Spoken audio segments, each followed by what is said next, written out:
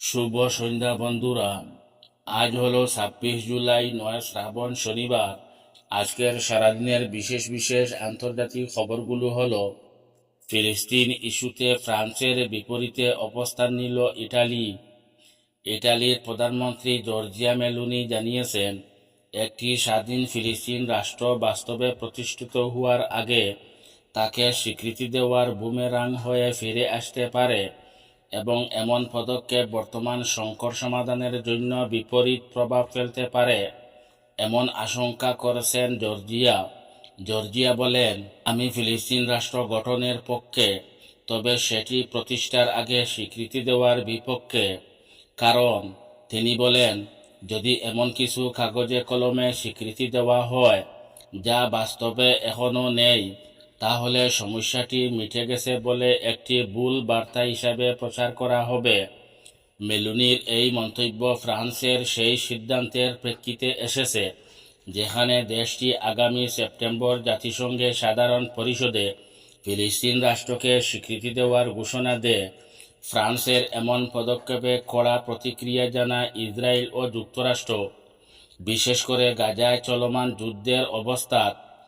এদিকে শুক্রবার ইটালির পররাষ্ট্রমন্ত্রী বলেন, ফিলিস্তিন রাষ্ট্রকে স্বীকৃতি তখনই দেওয়া উচিত যখন সেই রাষ্ট্র ইসরায়েলকেও আনুষ্ঠানিকভাবে স্বীকৃতি দিবে।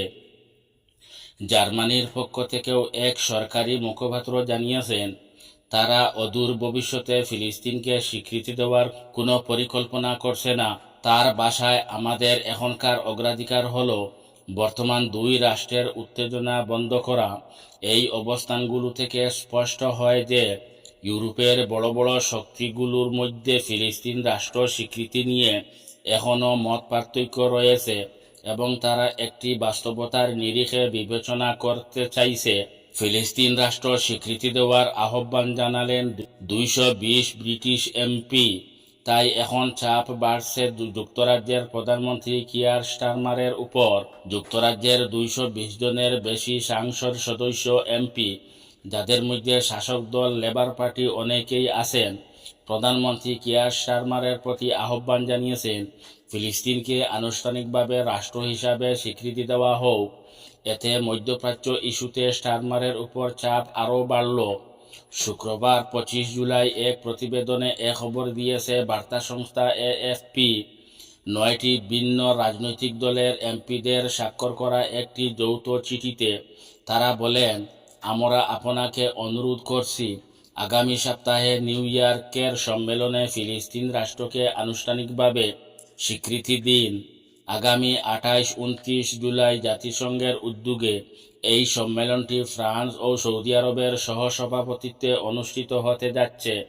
চিঠিতে তারা লিখছেন, আমরা বুঝি যে শুধু একা যুক্তরাজ্যের পক্ষে স্বাধীন ও মুক্ত ফিলিস্তিন গঠন সম্ভব নয়, তবে যুক্তরাজ্যের স্বীকৃতি একটি তাৎপর্যপূর্ণ বার্তা দেবে বিশ্বকে। তারা চিঠিতে লিখছেন, এটা ব্রিটেনের ঐতিহাসিক ভূমিকা হবে বলে আশা করছি। তারা আরও বলেন, 1917 সালে ইসরায়েল রাষ্ট্র গঠনের যুক্তরাজ্যের ভূমিকা ছিল। এখন ফিলিস্তিন রাষ্ট্রকে স্বীকৃতি দেওয়া আমাদের নৈতিক দায়িত্ব। ওয়া কি বলছেন ব্রিটিশ এমপিরা? আজ কোথায় মুসলিম নেতারা? এই চিঠিতে বিভিন্ন দলের সংসদ সদস্যরা স্বাক্ষর করেছেন। এতে মধ্যপ্রাচ্যের শান্তির পক্ষে যুক্তরাজ্যের অবস্থান স্পষ্ট করার দাবি জোরালো হয়েছে।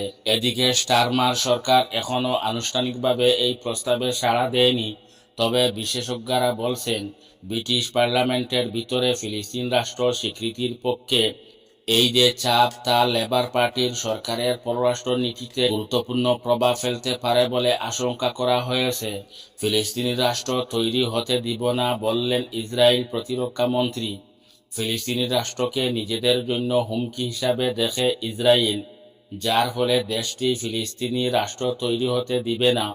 ফরাসি প্রেসিডেন্ট ইমানুয়েল ম্যাক্রোর ফিলিস্তিনকে স্বীকৃতি দেওয়ার সিদ্ধান্ত নেওয়ার এসব মন্তব্য করেন ইসরায়েল প্রতিরক্ষা মন্ত্রী ইসরায়েল কাটজ বলেন, আমরা এমন একটি ফিলিস্তিন সত্তা তৈরি হতে দিব না যা আমাদের নিরাপত্তার ক্ষতি করে, আমাদের অস্তিত্ব ঝুঁকির মুখে ফেলে এবং ইসরায়েলি ভূমিতে আমাদের ঐতিহাসিক অধিকার লঙ্ঘন করে। এই গুরুতর হুমকির জবাব দিতে আমরা সব ইসরায়েলি ঐক্যবদ্ধ। ইসরায়েল কার্জ মাইক্রোর এই সিদ্ধান্তকে সন্ত্রাসবাদের কাছে লজ্জাজনক ও আত্মসমর্পণ, সেই সঙ্গে খুনি ও দর্শক হামাসকে সমর্থন ও পুরস্কৃত করা হবে বলে তীব্র নিন্দা জানিয়েছেন।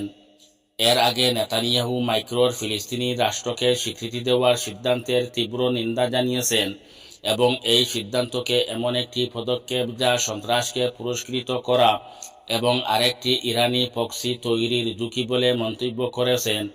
বিশ্বের জন্য একটি মেসেজ ফ্রান্সের সমস্ত বিশ্বকে সম্বোধন করে বলেছেন ফ্রান্সের প্রেসিডেন্ট ইমানুয়েল ম্যাক্রন, অবশেষে আমাদের ফিলিস্তিন রাষ্ট্র গড়ে তুলতেই হবে। হামাসকে নিরস্ত্রীকরণ ও ইসরায়েলকে সম্পূর্ণরূপে স্বীকৃতি দিয়ে এর কার্যকারিতা নিশ্চিত করতে হবে। এর আগে গত 9 এপ্রিল ম্যাক্রন ঘোষণা করেন ফ্রান্স জুন মাসে ফিলিস্তিন রাষ্ট্রকে স্বীকৃতি দিতে পারে।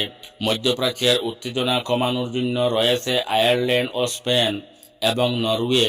এর আগে 1988 সালে ফিলিস্তিন রাষ্ট্রকে স্বীকৃতি দেয় রাশিয়া।